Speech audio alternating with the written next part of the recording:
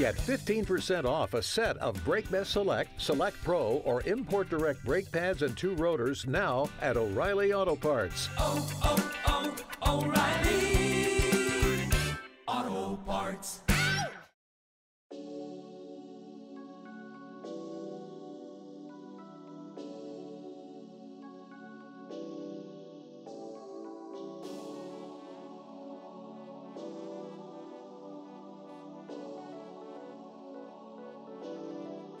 Decorating Pages is a podcast dedicated to taking you behind the scenes of the designs of your favorite TV shows and films. Each episode, I'll be sharing design stories from some of Hollywood's most famous sets, interviews from set decorators, production designers, directors, and actors about creating the look of TV and film, about their design inspirations, and stories that take sets from page to screen.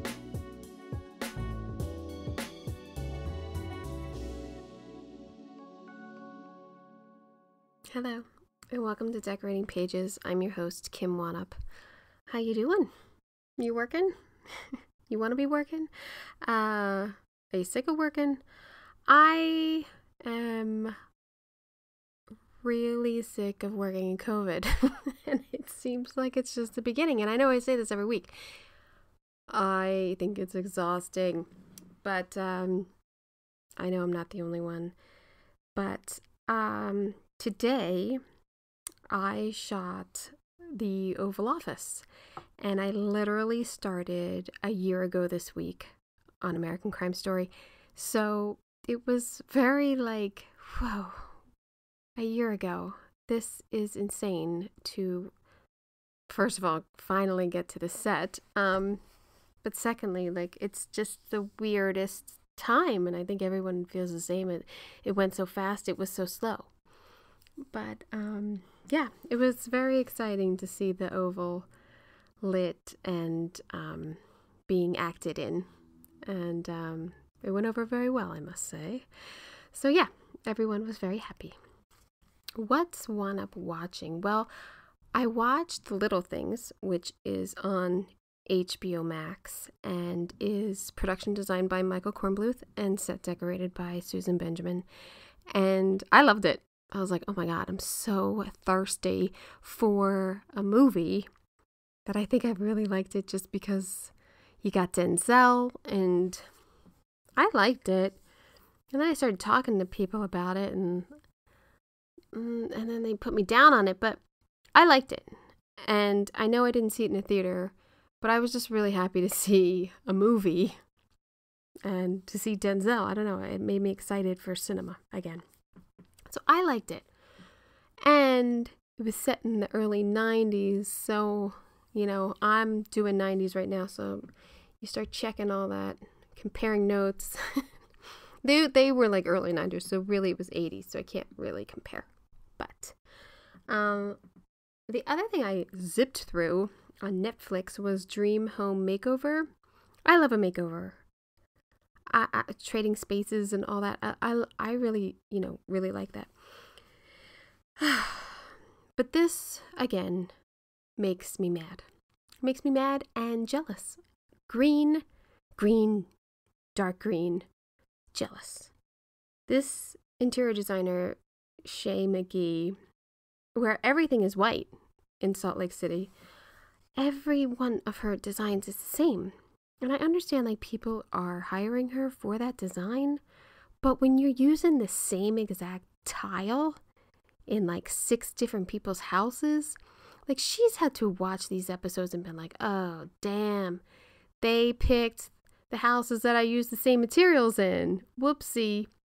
Well, it was every house, basically. She used the same materials over and over and over again. So, of course, it's going to look great. It's all white. It's all black. It's very tonal in a white. Like, I don't know. They just look all alike.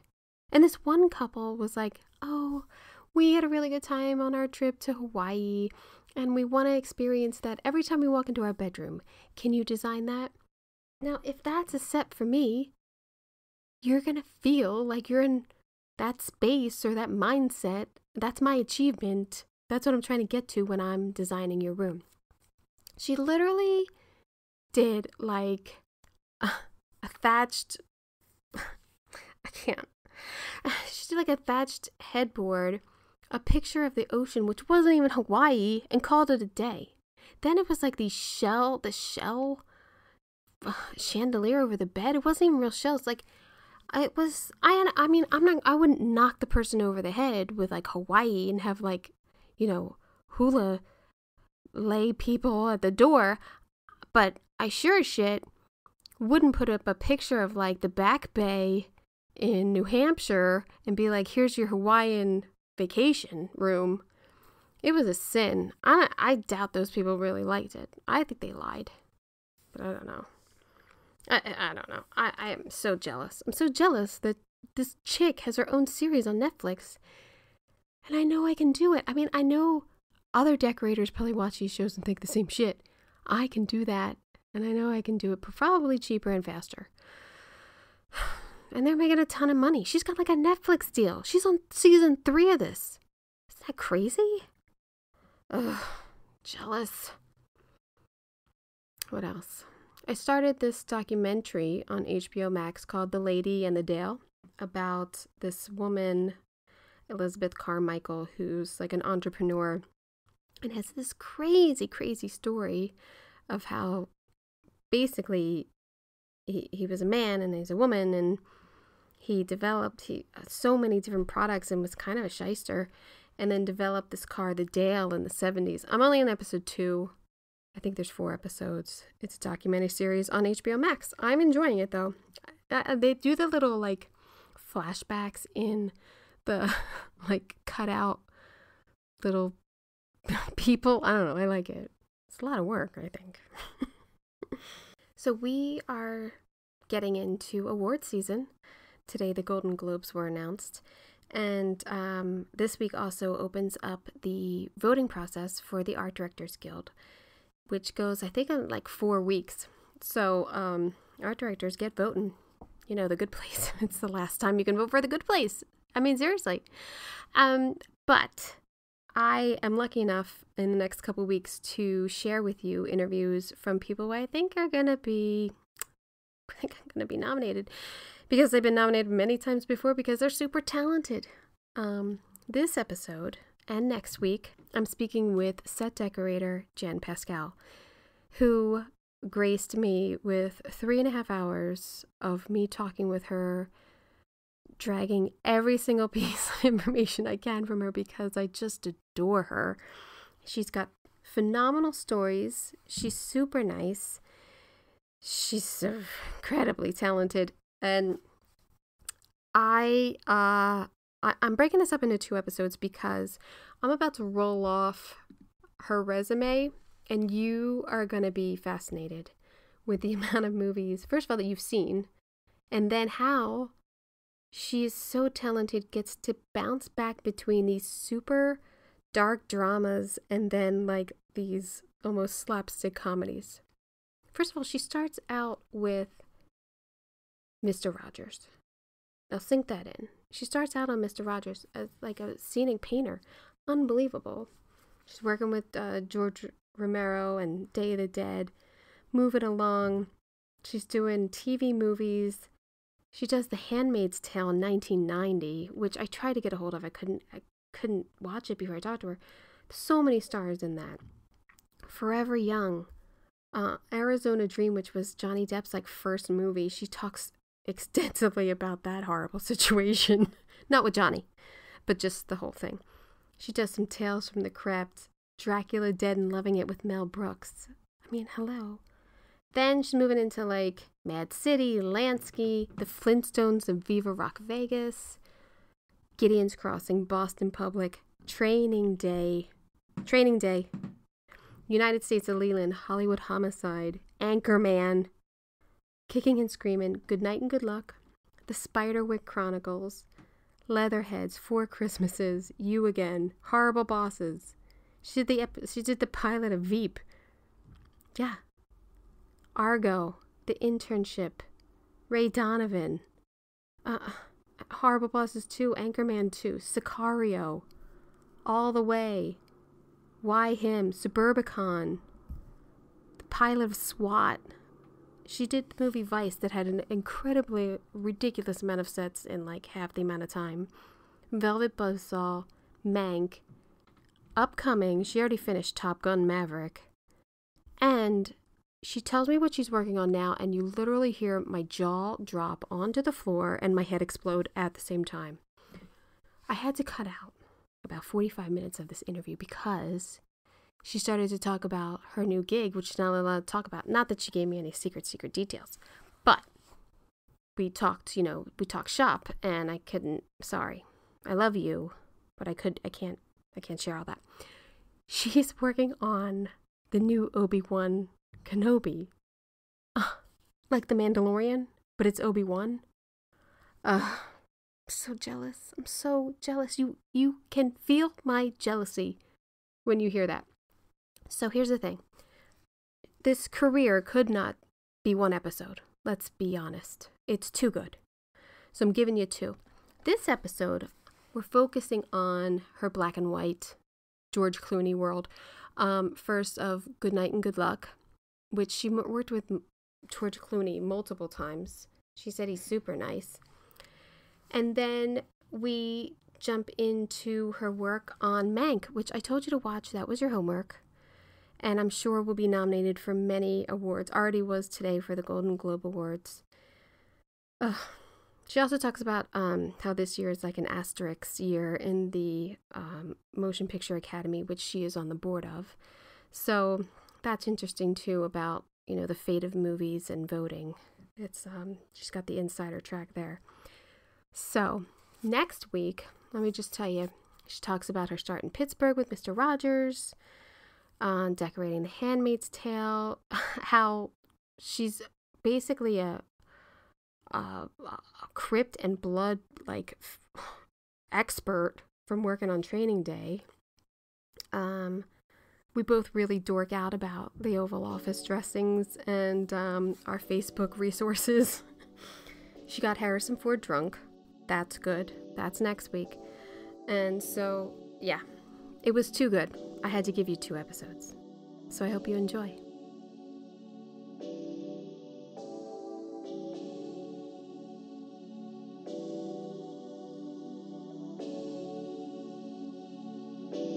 Let me get back to you for a second because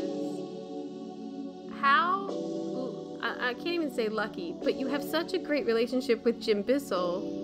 Good Night and Good Luck, the Spiderwick Chronicles, which is gorgeous. Leatherheads you did period. Suburbicon, which I rewatched, is so uncomfortable. I love that movie. It's really uncomfortable to watch. Really uncomfortable. Velvet Buzzsaw, I mean, is it really a collaboration that you just are like, whatever you got him doing with you because you're comfortable with him? He's really fun to work with. He's I was nervous on Hollywood Homicide. Was our first one together. And Krista Monroe, our director friend, introduced me to Jim, and that one was it was really fun, and it was we were nervous about Harrison Ford because the UPM, I don't know if you knew this story, but I forget what show it was called. What Lies Beneath? Yeah, with Michelle Pfeiffer and Robert Zemeckis. Right. So, did you hear that Harrison Ford showed up on the set and hated it and made them change everything? No. And I think it was Karen O'Hara, who's like an amazing decorator. She's like one of the best ever. And he hated it. He said, this isn't my character and blah, blah, blah. And they had to shut down, and they had to reshop it, redo it. And it was crazy. So this was right after Hollywood Homicide was like a year or so after. So the UPM called me into her office and said, okay, here's the deal. You can't let that happen. I'm like, well, how the hell am I supposed to? Then he has to be a part of it, I guess. I don't know. Right. And so I don't know how, who am I, right? To say, this is what we're doing. So we were building a club, and it was kind of a, not punk, but it was like a graffiti, sort of concrete urban club. So we built that, and I did boards for all the other sets that were coming up, and we were doing Harrison's whole house. So I was freaked out about that. We were building it, and it was Spanish style. So I had done all these boards, and we pinned them up in the hallway, and the plan was he was coming to visit. He was going to walk through the bar and walk through stuff with the director. And then we were going to get him, and we were going to walk him through all the boards and our plans for all the other sets. Smart. So, well, here's the smart part that I did. I knew that he liked scotch. So you got him drunk before. I did. Good. I put the bait out. I bought a bottle of Belvini. Nice. On a tray with 2 rocks glasses, an ice bucket, filled it with ice, and I just left it on the bar set that they were walking through. He took the bait, got totally schnockered, came out to meet with Jim and I. We looked at all the boards, and he was like, "Oh, this is great." This is why you're the queen. That is so smart. So I got a high five from the director. It was hilarious. He should have bought you a full bottle. It was hilarious, but it worked. That's awesome. That's the best story ever, Jan. I got Harrison Ford drunk to approve my sets. So then we're shooting, right? And we're in his set, and I get this crazy call. You have to come to this set from the AD.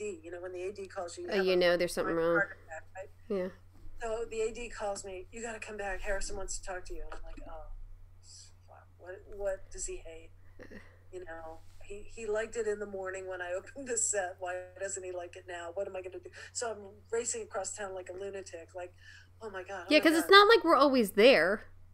Right. Yeah. I was way on the next set. Right. Whatever, shopping. So I come racing back, and I'm waiting between takes, and finally I said, okay, I'm here, and they got him to come over, and he said, okay, so where did you get that table? I'm like, are you serious? He wanted to know where I got one of the tables. He really liked one of the end tables. How much did you pay for that? Do you think I could buy that at the end? And I'm like, dude. He said, I know. This is why Heart Attack City, racing across town, oh my god, all the way back down to Sony. Ugh. And he said, well, and I said, it's a knockoff. It's not that great. I only paid a couple $100 for it, but it's a good knockoff. It looks right, but it's not high quality. I don't know if you'd be happy with that. And he said, well, I could probably make one. Because he's a carpenter. And I go, he goes, that's a crazy idea. So it was just insane. It was totally insane. I got this heart attack, thinking that he hates something, and I'm going to have to redecorate it, and the UPM's going to fire me because she warned me ahead of time. And he just wants to know how much I paid for the table. But isn't that such a dick move in a sense of like, hey, can somebody just ask the decorator, when she gets a chance, where did they, because they all think we're standing around waiting on exactly. Yeah, nothing, yeah, I got nothing to do. Yeah, being called to set is the worst. Brutal. It gives me such shits and like heart attacks and like ulcers, and like if I'm on set there's something wrong, I say it all the time. Yeah. It's a real bummer. Yeah, I know. Yeah. All I want to do is go through that first take and get out of there. So yeah. Exactly. Or when the on-set calls, my heart just drops. It's the worst. Tell me it's something good. Yeah. Somebody wants to know where that table's from, right? Did you also have worked time and time again now with George Clooney? Yeah. Is he also demanding as a director? Not at all. No. He's so amazing. I absolutely love working with him.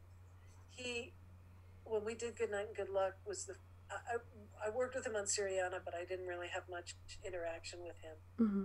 That was a rough experience, Syriana. But when we did Good Night, it was $7 million was what we had, and we were on one stage at CBS Radford, and there were 14 sets within that stage. So we were recreating the CBS studios and, sort of cheating. And he and Jim have this great chemistry, and Jim had done all this SketchUp, and they would walk through the sets on SketchUp before it was being built, and they made adjustments, and Jim was amazing with that. I think he was one of the first people that really embraced all of that. So as it was being built, George would come every single day with his video camera, and he would walk the sets as they were being built. Karen Higgins was our construction coordinator, who's amazing. And he would walk, and he would work out his camera angles and his shots. And if there was an issue, he would go right to Jim and talk about it, and then he would solve it as it was being built, because we didn't have a cent to waste. Right. And it was great. They were so smart about it, and they really worked everything out ahead of time. Like he realized that the walls were only so high and that he was going to get in trouble. We would see the studio ceiling, the grid. So he said, well, do you have any money left? Do you have any ceilings? So, no, not for ceilings, but we put ductwork in because Karen didn't have enough money for ceilings. Or headers. Or headers. I mean, we were really poor. So. And isn't that surprising? You're like begging for every dime on the George Clooney movie. Well, it was one of his first. Right. It was his second directing job, and it was a little black and white movie that they thought nobody would look at, really. Yeah, right. Besides the Academy. Yeah. Thankfully. Yeah. Yeah. But the interesting thing, and different from doing black and white this time, was Krista. I still have this little card. Krista figured out, she had the painter do a grayscale paint test. Mm-hmm. We did a camera test because we shot it on film, and we picked out the colors. We made our own grayscale from a real grayscale, and those were our colors. So I couldn't afford to paint anything. I couldn't afford to reupholster anything. Wow. Couldn't afford anything. So what I did was I took our grayscale, and I would go into prop houses, Heidi and I only had Heidi for a couple of weeks. It was mostly me. But we would go into places, and I would take a picture matching with our grayscale, and I never printed anything in color. I printed only in black and white. And it was all like Jim would drill into me its shapes and values. Right.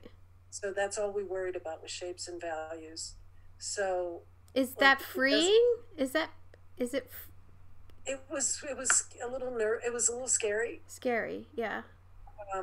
It was scary, but it was a bit freeing, because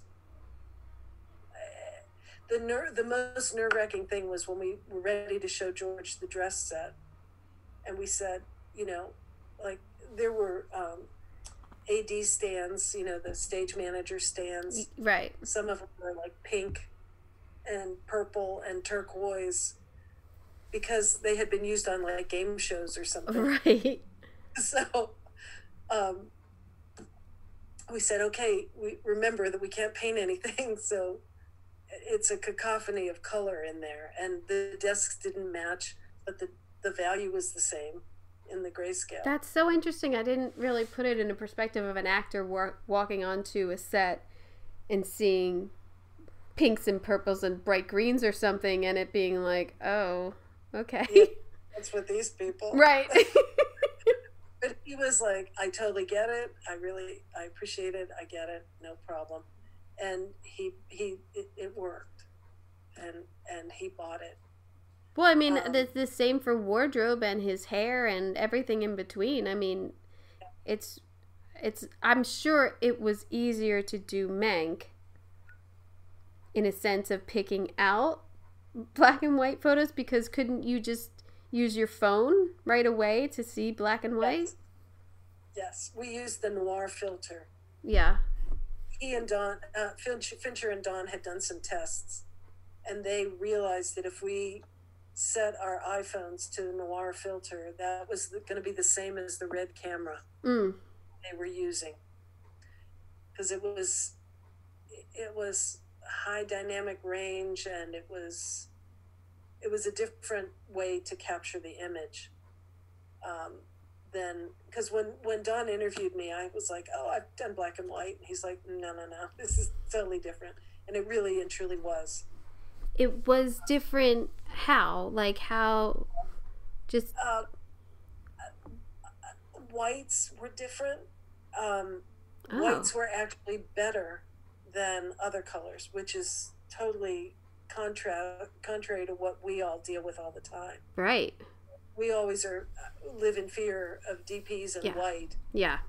So for our camera test, I got an array of pillowcases from white to gray, like all different grays and off-whites, and you know how we usually do all the tech colors. Yeah. But I got white and slightly off-white, and then I did a whole thing down to dark gray.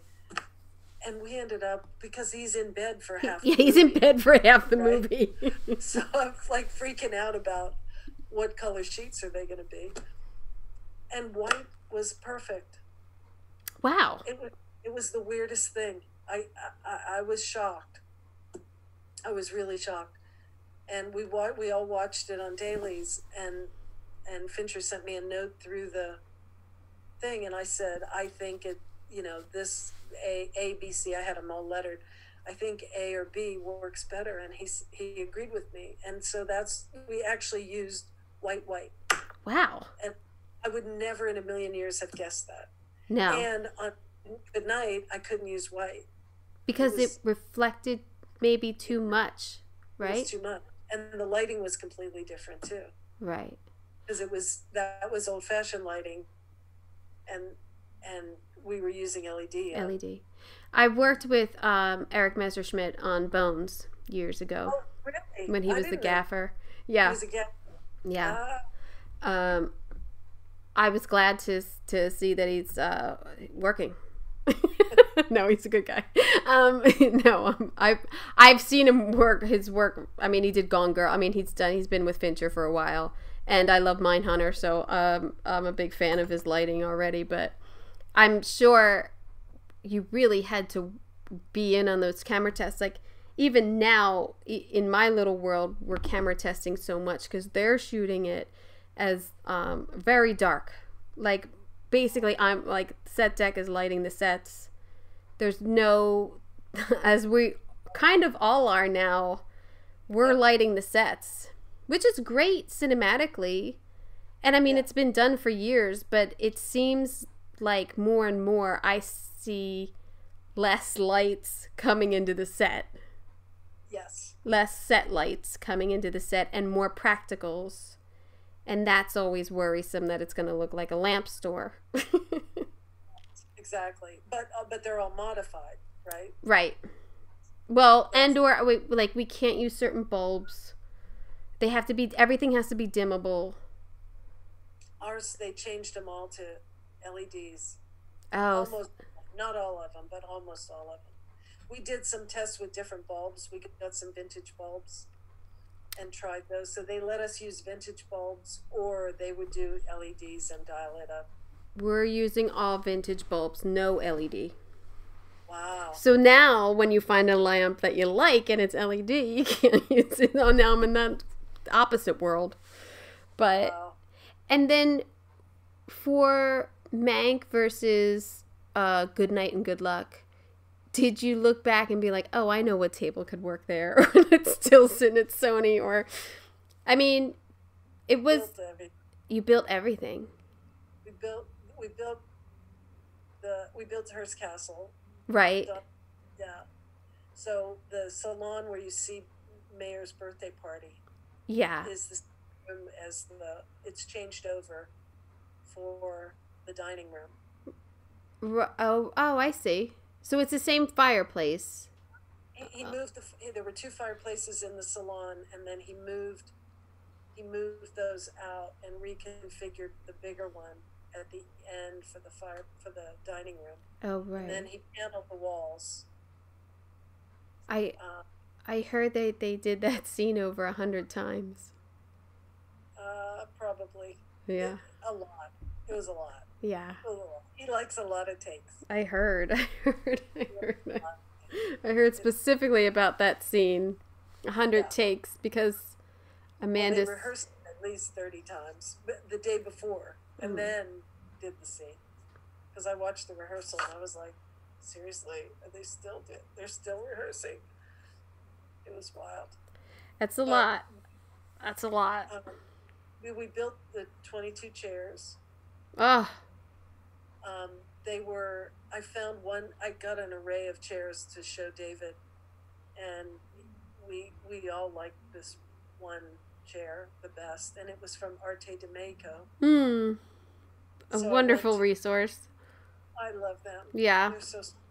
And I went to them and said, "Can you make 22 of these in 4 weeks?" And they laughed and laughed. Sure. Okay, no problem. It was amazing. They cranked out 22. Oh my God. And that table. The table was, I found 3 bases that I liked at Mitchell Lit.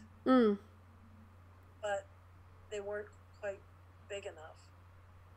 And so then I needed to replicate those to make matching set.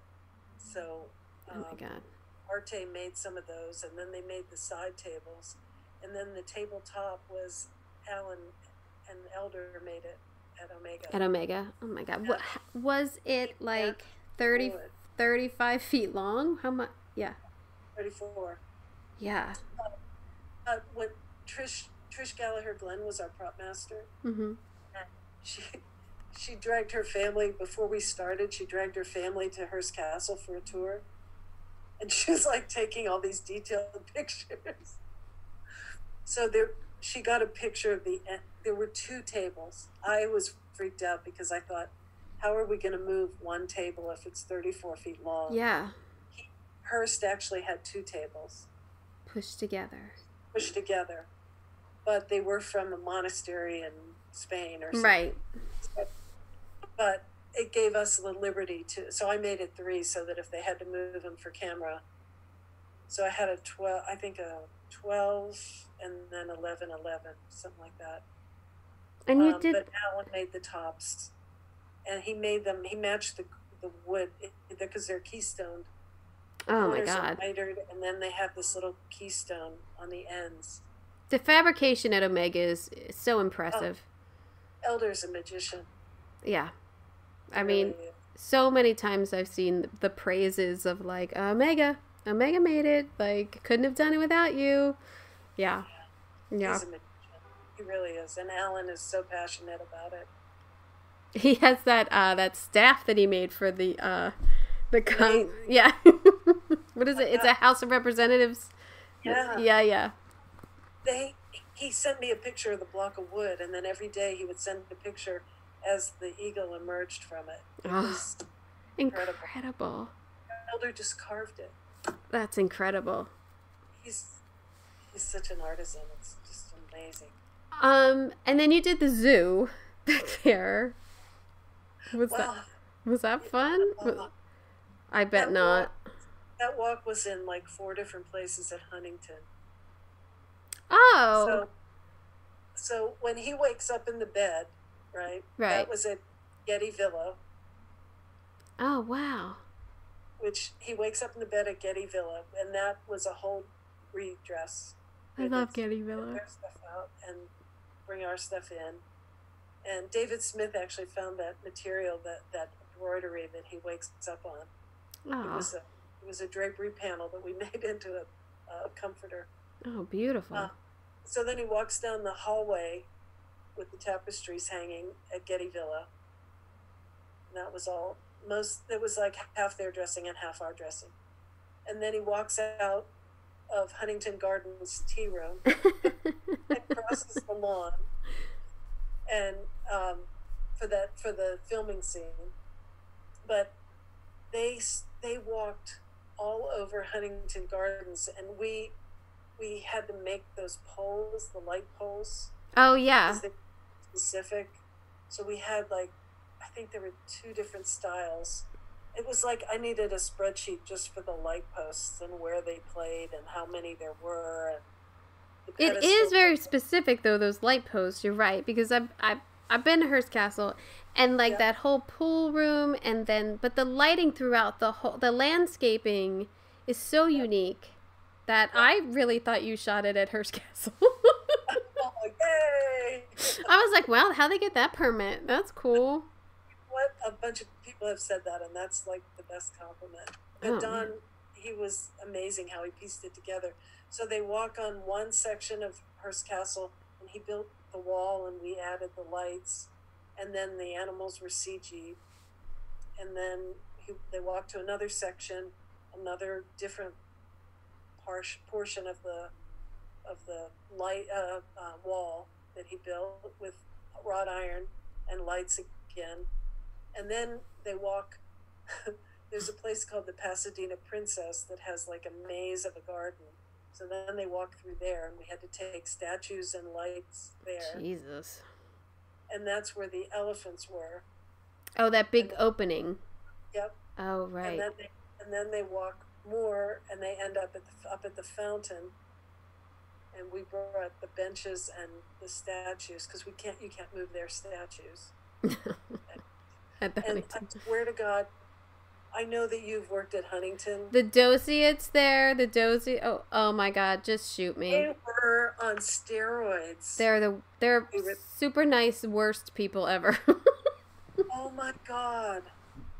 Oh my God. They are It was- too into their job. They're way too into their jobs. They gotta loosen up a little. We're spending a lot of money here to shoot this. We're gonna be fine. It's gonna be all right. Don't yell at me. Yell at the grips. Don't yell at us. We're not doing damage.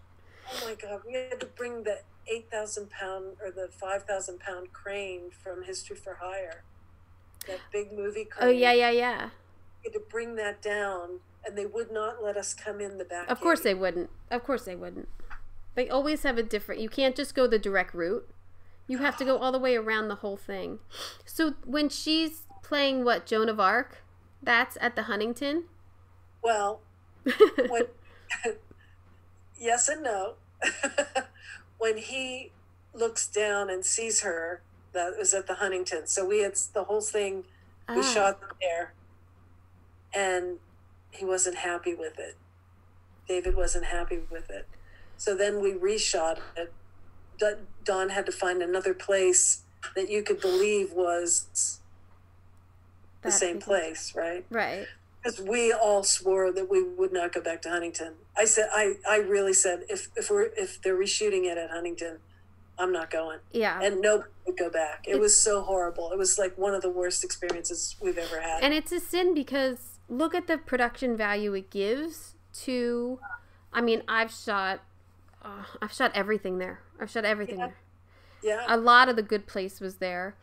And it's every time we'd come back, like throughout the season, and they would still, and my producers were like, oh, we're going to have to shoot at the Huntington. And everyone's like, you hear like a groan. like, yeah. No, it wasn't this bad the last time, because we shot some of Ice there, and they were nice, and it was not a problem. I don't remember it being the problem that it was on Mank. It was horrid. I wonder if, I don't know, maybe they've stepped it. I don't know. Maybe they got hurt. Maybe, I don't know. But it always seems like just a nightmare for me every time we go. Yeah, it is. And the rules changed from when we scouted to when we got there. Yes. Yes. And then they changed from one day to the next. You can't like walk through anything. It's just, well, for anyone, it's this beautiful, beautiful, like, arboretum. Is it an arboretum? It's a... Yeah. Like, you go down this way and it's a Japanese garden, and you go the other way and it's a desert, or it's a rose garden. Like, it's gorgeous, gorgeous landscaping. And, you know, we all take advantage of it because you're in Southern California. You're not going to get this everywhere. So, but they just are so strict with what you can and can't do, and where you can walk, and where you can put the camera, and where people can eat. And it's really a headache. It is. The gate that God did us in. It was like, when we scouted, they said, yeah, you can just pull your truck in this gate, unload, and leave. And we were like, that's great. And then when we got there, it was no. One truck at a time. Yeah. From the top, with an escort. Wait for the escort. Yeah. The dociates or whatever. Doses. Yeah. Docents. And I had Winnie and her tent people come. Oh my God.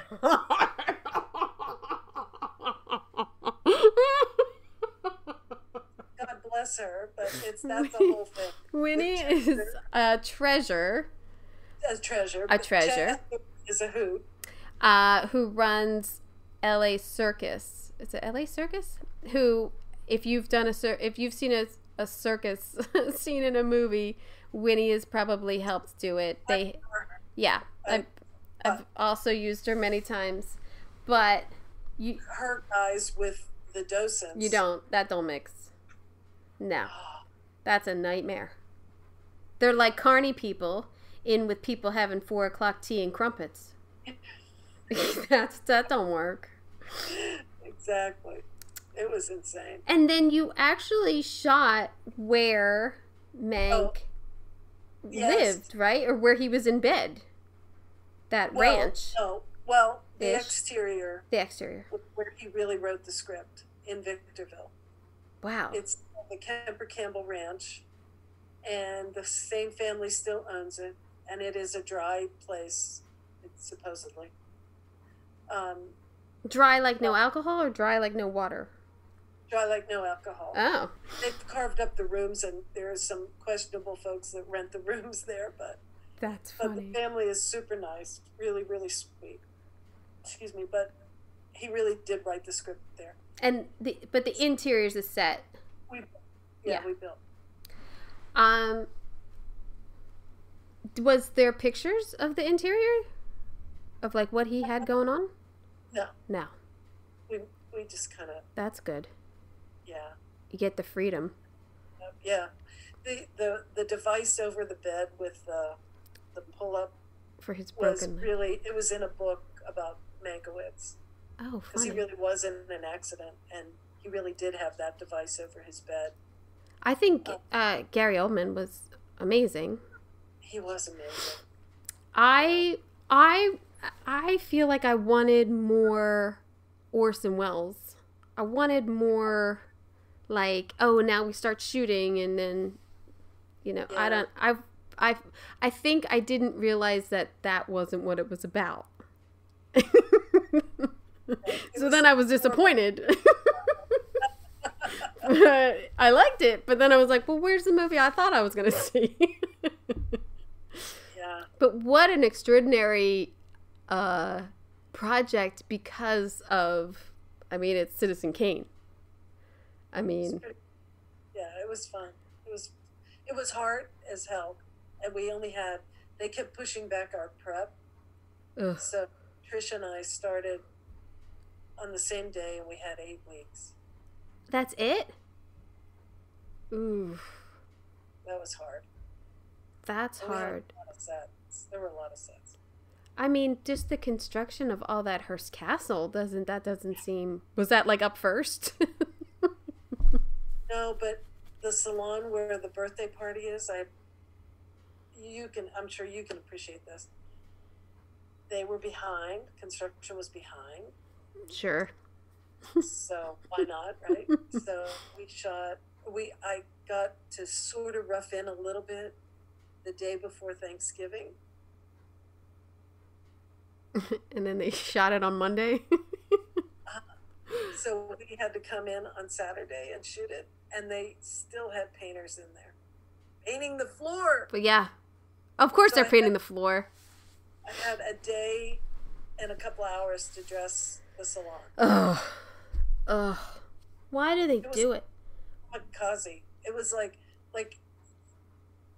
on that Tuesday, Wednesday, I would like run in with something and run back out just to say, okay, maybe that tapestry can hang there. Let's see if it fits. Okay, I have to take it down because they're still painting the walls. Oh, it was brutal. It really doesn't make me happy that you were treated like this, because I have such a like pedestal that like you get a week and a half for every set, and they know that Jan's coming in, so there's no hope. There's no hope for any of us if you're dressing wet paint sets. It was brutal. It literally, you know how you fold up the edges of the carpet so they can finish painting the floors. Yeah. And then construction says they're done with the set. Yeah. Construction says they're done with the set, and yet there's a guy in every doorway putting handles on. So then you can't get any dressing into the set, which is always nice. But they're done with it. They're done. And we just have a little aging to do. Yeah. And you all, thank God we all wear masks now, because Oh my God. our lungs are shot. I tell you, it's my biggest fear. It really is. There are two things that I think the pandemic has me really concerned about, and I noticed this prepping the one I'm on now, is that we get most of our information by eavesdropping in the art department and looking over the shoulders of the set designers and the art director. You know, you're in there peeking around and go, oh, what's that? And how big is that room? Yeah. Because you never get the drawings until the last second, right? No. So you need to, if you have to have a rug made or whatever, you need to know. You have to snoop. You gotta be a detective and go sneak around and poke in with people and make friends and go, hey, what about that? Why is that closet so big? What's the size of that window? Yeah. I mean, it's crazy, you know, just to get yardage for drapes. Oh, no. You know, and then everything's a rush with drapery because you can never do it till the last minute. Right? Yeah. And Kim, I kid you not, before I started this show, unsolicited, 10 people said to me, watch out for the drapery. Fincher has a thing about drapery. And I will. So does Ryan Murphy. I'm with you. Seriously? Yeah. Oh my God. They said he will take a pencil and roll it under the hem.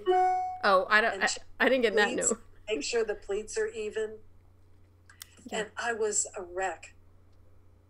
And so I kept, you know, poor Tony Carrillo. I kept saying, Tony, no, you have to make sure. I'm absolutely insane. And he is such a magician. He is so great. Everything was perfect. Fincher actually complimented. Oh, that's fantastic. I was so thrilled, and I would just run to Tony. I would call him and go, Tio, he said he loved your drapes. That's so good. Yeah, it was, I haven't gotten any notes, and I take that as a compliment. Absolutely. Oh, yeah. So I'll take it. I've heard that, like even the first day, the drape was letting in a little bit of light on the side, and the on-set dresser was like fixed on it. And he was like, I'm telling you right now, he is not going to shoot until this is straight. And I was like, okay. I'm like, you know what works sometimes? I bring in my hair straightener and I put that down and I make my crimps myself. He's like, what? And I'm like, no, it's in our kit. Let me go get it. I was like, because I was ready. I was like, this is not going to go. I gotta be prepared for this drapery thing on every set. And I am. It's like you said, once they are fixated on something and then we know about it, it's a constant worry. It's terrifying. Yeah. It was, I just lived in fear of the drapes not working. I know. You know, the fabric that flings at the bottom. It's too, you know? I know. It's too stiff to be a drape. It's too stiff to be a drape. Why did someone give me this sample? Why would someone do that to me?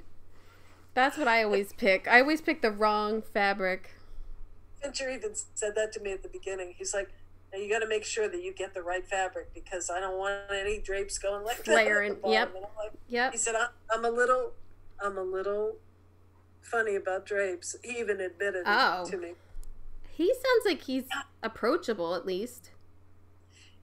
Yeah, for the most part, yeah. He was very nice to me all the time. Oh, that's good. I have to say, he really was, and he gave me a big hug at the end. So that was really, that's good. that was nice. That was a big deal. I'm really fine if nobody knows my name. Me too.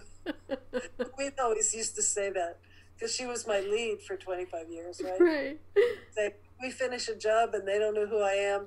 I'm good with that. Yep. Totally fine. Totally fine. I'm totally fine being under the radar. Do you have I'm not gonna keep you much longer because I know that it's getting late and I'm sorry. I have so many. I told you all these questions I had, but I do want to hit. Do you have any rituals that you do when you start a project? Well, I am a research freak. Yeah. I'll dig deep, and I kind of I don't know if it's a ritual, but when I'm shopping, like if I walk through a prop house or a store, an antique store or something, I'll walk through with one character in my head, and then I'll walk through with another character in my head. You know, I'll go through again, the same path, but thinking like a different, you know, when you're building the character. Oh, yeah. And I don't know. I mean, I don't know if that's, you know, there's a lot of stuff that you can say, oh yeah, I know this will work in this set, this will work in that set, and you can shop for multiple sets at the same time. But for the character pieces, I really try to do it from the head of that person. Right.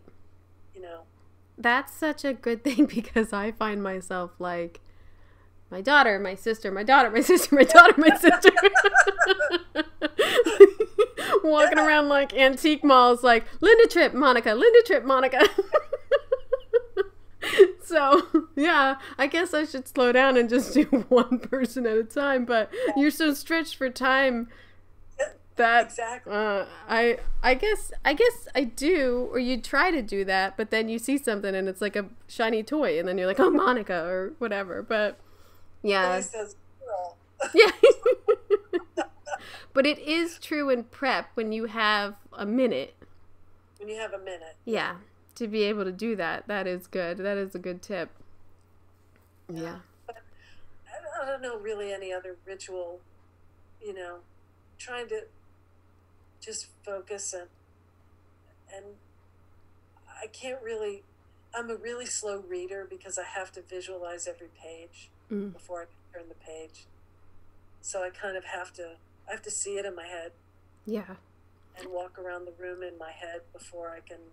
Don't you find that, because I do that a lot too with the scene, I would have shot it completely different. Yes. Yes. That's why we do what we do. Yes. I would have started on the sofa and pulled out to the lamp. We started on these great sheets and then moved over. Are you watching anything now that's inspiring? I'm trying to jam to watch Oscar, contenders. Oh, God. I mean, I'm so out of. I don't even know what's going on. Who's contending? I mean, well, there's a bunch of stuff that's. Unfortunately, a couple of them are just coming out now. Like, I want to watch News of the World. I have a screening tomorrow night. The Tom Hanks. I heard that's really good. Oh, good. Elizabeth Keenan did that one. Yeah, that looks really good. Looks good. Yeah. So is Mank eligible? Yeah. Oh, okay, good. We had a release date. We were supposed to come out in October. Right. On the screen. It only takes one day now, and you're... I know. Well, we're at the Academy. We're calling it the asterisk year. Right. Because you're on the board and you're helping to make these decisions of like, okay, the asterisk year is that you don't have to have at least one day in the theater. Right. So it used to be 1 week. 1 week. Sorry. New York and Los Angeles. Wow. But this year, it was I think the theory was that if it was supposed to be released in a theater, then it would automatically qualify. But I think they might have widened the crack a little bit for some of the streaming movies. And we extended the deadline, so it's not it's not December 31st now, it's February 28th, I think. Oh, wow. And then, do you think that helps just cinema in general to open up to more films? I think there have been people dragging their feet at the Academy for a while, not wanting to acknowledge streaming. Yeah. But I think, we really do want to promote the cinematic experience. Yeah. But, people's home, I went out and bought a new television. Yeah. Because I wanted to see Mank. I knew I wouldn't see it on the big screen. Nice. I went out and bought a 65-inch OLED. That's what I have. I can't live without it.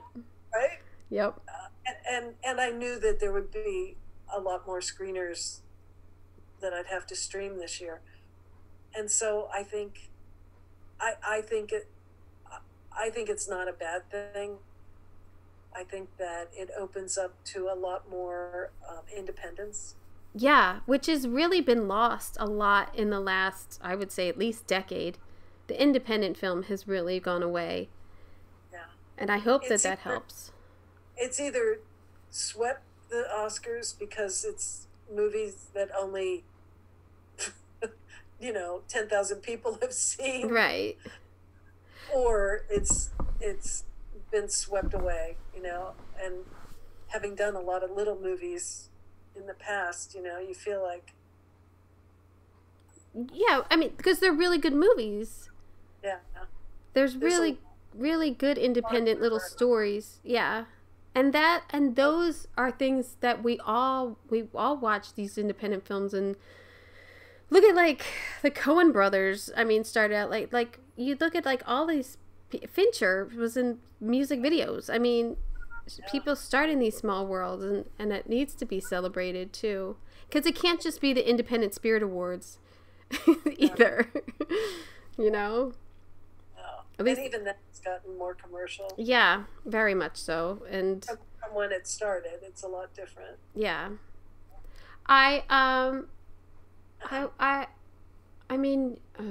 Yeah, I don't know. I don't know when theaters are coming back. I think that's hard. I do too.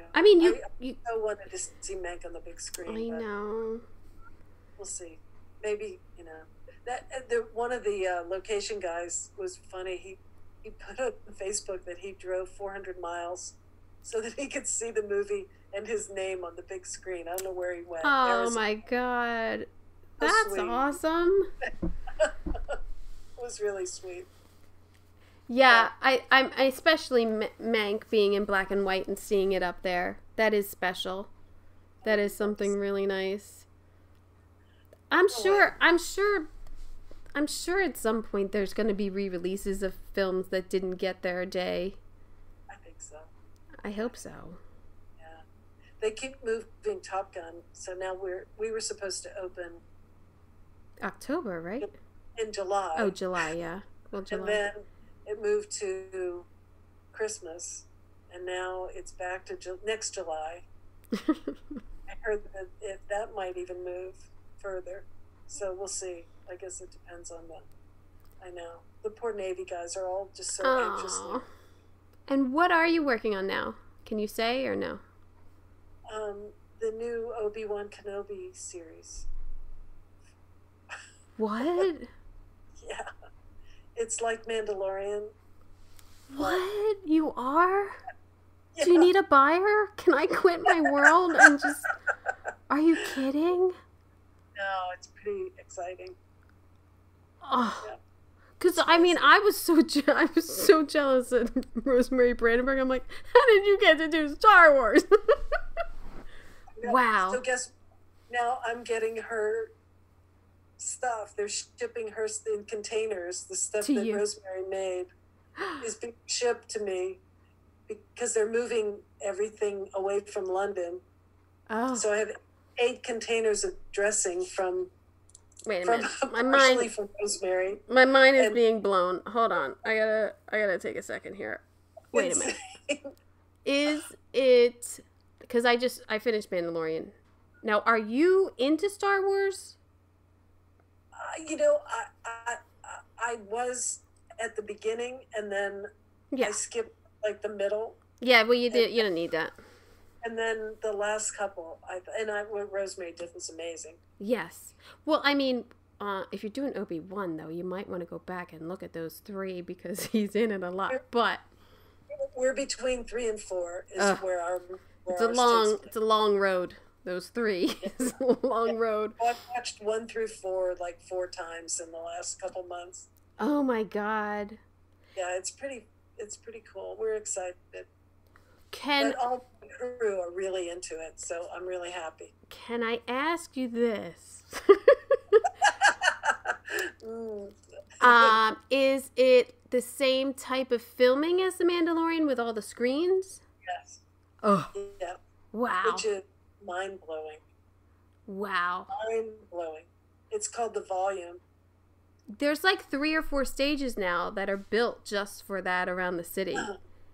They built a new one that we're going to use. That's like Mandalorian has theirs over here, and ours is across the lot in another stage. And it's a little bit, I think it's a little smaller, slightly. But we did a camera test on the Mandalorian one, and my jaw just was on the ground the whole time. I really, really, really want to experience that as a decorator, of where you start and stop. Don't. Oh, please. If anyone, it's you. But where you start and stop, and then how fascinating how you have to have all this shit made. It is fascinating. It's crazy. Kim, it's amazing. Honestly, on our test day, they pulled up, where Han Solo had the millennial, I can't say Millennium Falcon. my tongue doesn't go right. But in the landing bay. Yeah.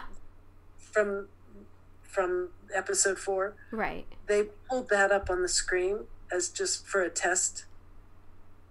And it felt like you were standing there. I was getting goosebumps just thinking. I was like, I totally geeked out. I was like, I know where we are. Oh my God, that's so incredible. It's insane. It's totally insane. It's 360 plus the ceiling. The whole ceiling is CG also. It's got to be so great for the actors. Oh my God. It's incredible. It's just, for us, it's daunting because there are things that we have to give to the virtual art department to photograph so that they can then digitize it, which is a whole other nightmare. I was just talking to Ron Franco, and he's doing that Chippendales, and he said every piece of furniture had to be photographed, and some sets they just took pictures of and then it was done. And like, he's like, we used to be afraid that all this digital would take our jobs. He's like, but they're far from having a library to replace us. I'm not worried about it anymore. And I was like, I never thought about it. For sure. Yeah. But even with this, you can't not decorate it. You can't not design it. It still has to be designed. And a lot of it. A lot of it. But then are you, like, well, probably not you, but like Mandalorian, there was a lot of desert scenes. And I'm like, they're somewhere out there. They're doing some desert work or something. It can't all be in that bubble. I don't believe it. No, there's definitely locations. And they have a whole backlot, too. Mm. And we're going to have a different backlot. From them. Well, it's a different time. You can't share the same backlot. Obviously, Jan. Sure, they've changed the buildings by then. They remodeled by then. Wow. Yeah, it has the potential to be a lot of fun. Wait, did you answer me? Are you watching? No. What are you watching? Are you watching me?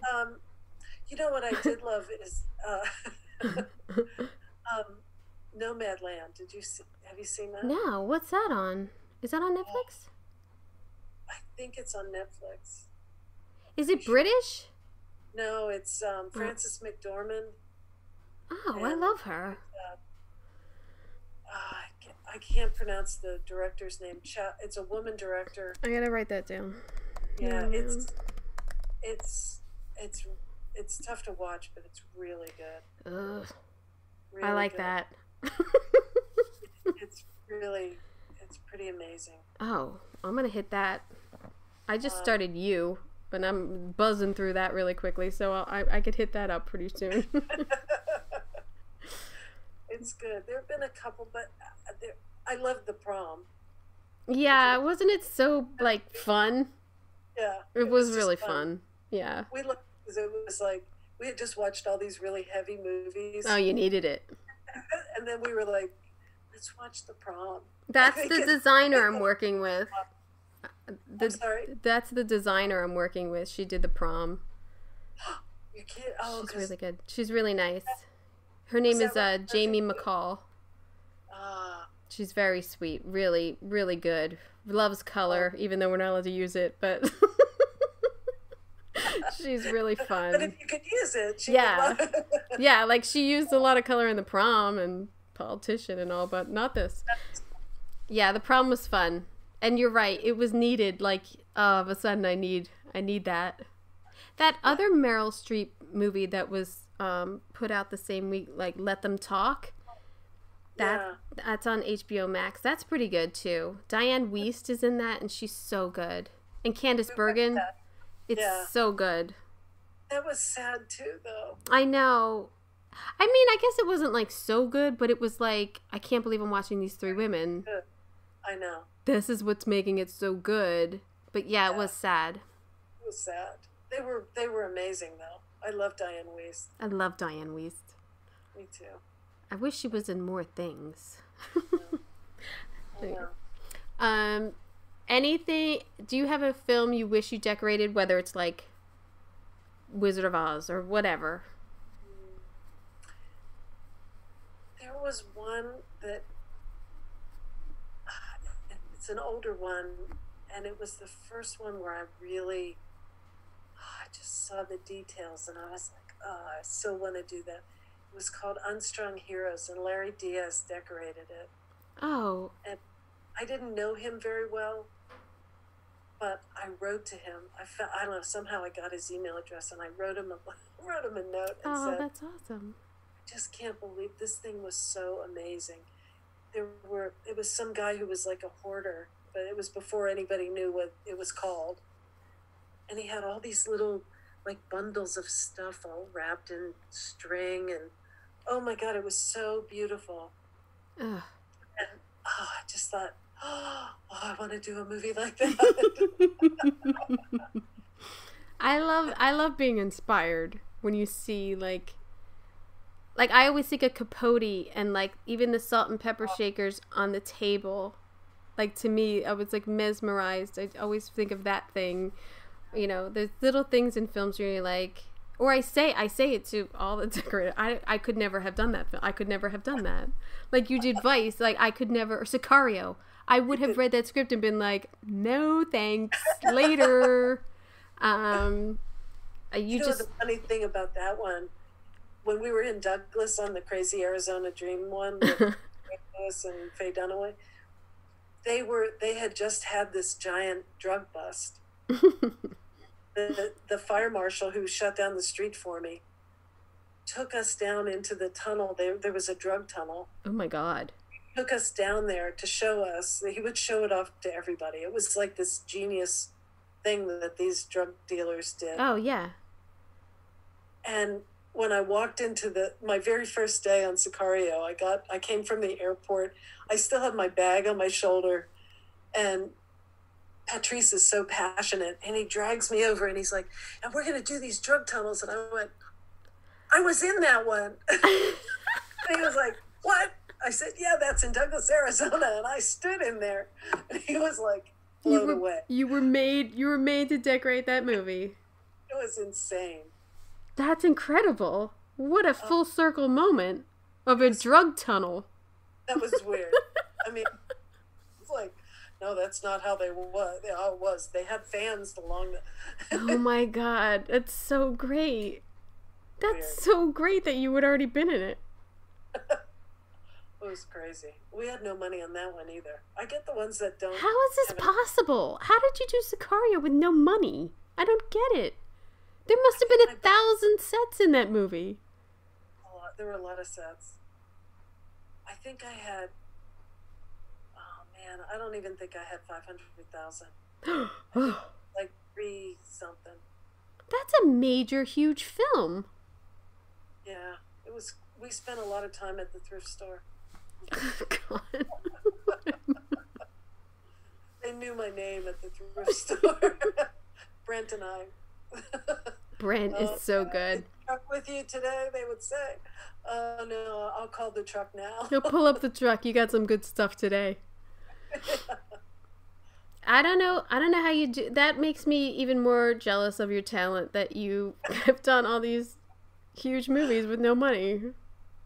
That's sweet. You know, the thing about Sicario that we were most proud of is we built the border crossing. Oh yeah, in the interior or where the cars are. Where the cars come up Mm-hmm. and go through the toll booths. Mm-hmm. Oh wow. We built that on a balloon field in Albuquerque, New Mexico. I've been to Albuquerque, New Mexico, and I've been to that balloon field, I believe. Yep, we paved it, and they painted the lines, and so we had the approach to it, and then the toll booths, which I found in a junkyard. Oh my God, you're a digger. I found all but one. We had to build one to match the ones I found. They built the whole crossing, the sidewalks, the archways, everything. Wow. And then to the other side, there was pavement there too. So there was pavement on both sides, and then the toll booths, and then they cut in with the footage of the real thing. Oh my God. It was wild.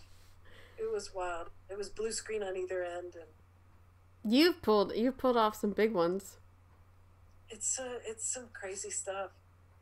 You know, 2-wall sets everywhere, and that kind. You know, it's been interesting learning all that you really can cheat. Yeah. You know, Or cheated a lot on Mank. you really can cheat, but then you always get caught when it's just you cheating. Oh, that's true. When I try to cheat, I get caught. Everybody has to agree. Yeah, everybody has to be in on it, I guess. Oh, I didn't think they'd open that closet. That's cool. I don't know why you put a bar in there. I didn't was going to dress it. How much closets cost to dress? Forget it. Oh my I'm a God. closet freak. I love the dress closets. Ugh, it's so much money to dress closets. I love them. We dress every drawer in this my world I'm in. Every drawer, every closet, every filing cabinet is dressed. I can vouch for that now. It's a lot. It's a lot going on. It's a lot for the buyers to do, unfortunately, and a lot to the dressers, and it's a lot. That's a lot. So you're gonna talk to me about this Obi-Wan off the air, but I'm so dumbfounded with everything I learned from you tonight. I really gotta process all this. It doesn't put you to sleep when you listen to it again. Are you kidding? Plus, yeah, I get to plug you for Maverick. I get to plug you for like Obi-Wan. You're like, you got shit coming out for the next like 2 years. No, it's gonna be fun. Yeah. I'm excited. I'm excited for to see how Mank does at the Academy too. I think it's gonna do very well. I hope so. Really, I hope so. Do you vote for yourself? Really excited about it. Do you I vote? really- Do you vote for yourself? Oh hell yeah! Yeah. You have to. You have to vote for yourself. What if I'm my only vote? I have to vote for I myself. know, right? I'm sure there have been a few times that I was. Well, me too. Oh, me too.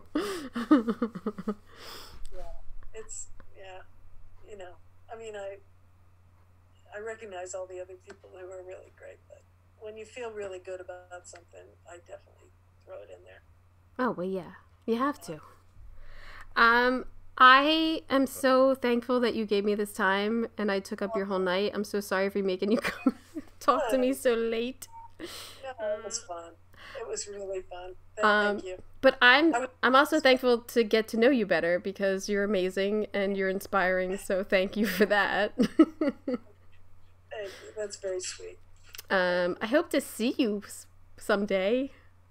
I know. And I won't be in the prep houses very much. No. At all, if at all, because I got to build all of my shit. Yeah. And you're probably doing like 10 episodes or 8 episodes or something, so. Only 6. Oh, bummer. Well, you'll see how that goes shooting, though. You and I might be on the same boat. 2 years from now, we'll be having the same conversation. Yeah. So when are they going to air? Yeah. When are they going to air our shit that we worked on in 2020? Now, if that interview doesn't want to make you decorate or design, I don't know. Wait to hear next week's. I mean, such good stories of being so creative and so talented. She's so good. I'm so lucky to have met her through the SDSA and just really lucky that I hope I can call her a friend. I think. Oh, I think I can. She's just super. And I've learned a lot from watching her films and have stolen quite a bit from her. So yeah. Next episode, you'll hear all about Jan Pascale's early days and talking more about films like Training Day and working with Harrison Ford on Hollywood and Homicide and George Clooney and Suburbicon and her version of The Handmaid's Tale, which was amazing. I mean, I didn't get to watch it, but I mean, the pictures of the sets I saw, plus the stories that she has, phenomenal. She has a lot of Faye Dunaway stories too, which is really good. It's really good. So, I hope you'll catch that one next week. And then the week after, one of Jan's counterparts in many of those spectacular films is Jim Bissell. And I mean, I don't even really have to give you homework for him because you've seen it. You have seen his work. E.T., which everyone has seen E.T., Falcon and the Snowman, Boy Who Could Fly, Harry and the Hendersons, Arachnophobia, The Rocketeer, Confessions of a Dangerous Mind, Spiderwick Chronicles, Good Night and Good Luck, Monuments Men, Jack Reacher, Suburbicon, and recently The Midnight Sky. I mean, I might have to make that into a 2-parter too because I really learned a lot from that interview. So yeah, you're gonna like that one too. I hope you got an earful. I'm Kim Wanup for Decorating Pages. I know, you're looking for the perfect Valentine's Day present, aren't you? Look no further and float on a Stogie Floaty. Stogie Floaty Luxury Pool Float, available now on Etsy and stogiefloaty.com. Welcome to Pro Tips for the Pros, brought to you by Floor & Decor Bailey's Crossroads. In this series, we'll explore essential advice for professional contractors to deliver outstanding renovation results. Let's dive in. Before starting any renovation project, take the time to plan meticulously. Assess the customer's needs, budget, and timeline to ensure a smooth and successful renovation process. Thank you for joining us for this pro tip on planning thorough renovations. Stay tuned for more expert advice brought to you by Floor & Decor Bailey's Crossroads. A lot of people tolerate ordinary. Ordinary bathrooms, kitchens, entryways. Well, not on your watch. If you're a pro, you've got a new partner in town. Floor & Decor. From tile to wood to stone, Floor & Decor has more styles and job lot quantities of Schluter, Mapei, Laticrete, and other brands pros trust. Come see a whole new way to wow with Floor & Decor. Coming soon to Bailey's Crossroads.